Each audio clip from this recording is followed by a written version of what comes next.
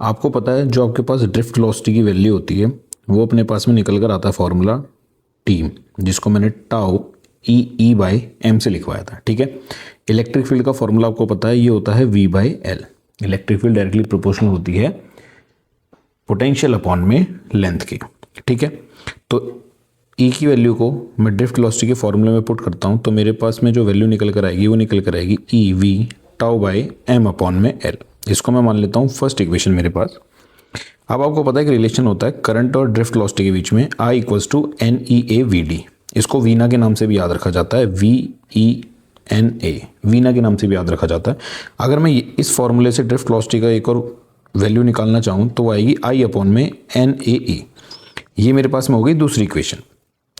तो फर्स्ट और सेकंड को मैं एक दूसरे के साथ इक्वेट करता हूँ तो मेरे पास वैल्यू क्या निकल कर आएगी, ये बनेगा E V tau upon M L बराबर होएगा आई अपॉन एन ए ई की। आई बात समझ में? तो यहाँ से मैं आई को नीचे लेकर आता हूँ तो वी अपॉन आई की वैल्यू मेरे पास में आएगी एम एल अपॉन में N A E square tau बनेगा। ओम्स लॉ पता है आपको, होता है V equals to I R. तो यहाँ से वी अपॉन आई की वैल्यू आपके पास निकल कर आती है ओवरऑल रेजिस्टेंस की, यानी मेरे पास रेजिस्टेंस का फॉर्मूला निकल कर आता है एम एल अपॉन में एन ई ए टाउ के बराबर, ठीक है। ये निकल के आया मेरे पास ओवरऑल रेजिस्टेंस का फॉर्मूला। आपको एक रिलेशन पता है रेजिस्टिविटी का, वो होता है, या देखो ऐसे याद रखना, आर इक्वल्स होता है आपके पास में रो एल बाई ए से। तो आपके पास में जो रेजिस्टिविटी की वैल्यू निकल कर आएगी वो कितनी निकल कर आती है, आर ए बाई एल से। अब आपने जो रेजिस्टेंस की वैल्यू निकाली है उसको पुट कर दीजिए इसके अंदर, तो आपके पास निकल कर आएगा ये एम एल अपॉन में N E square A tau A by L.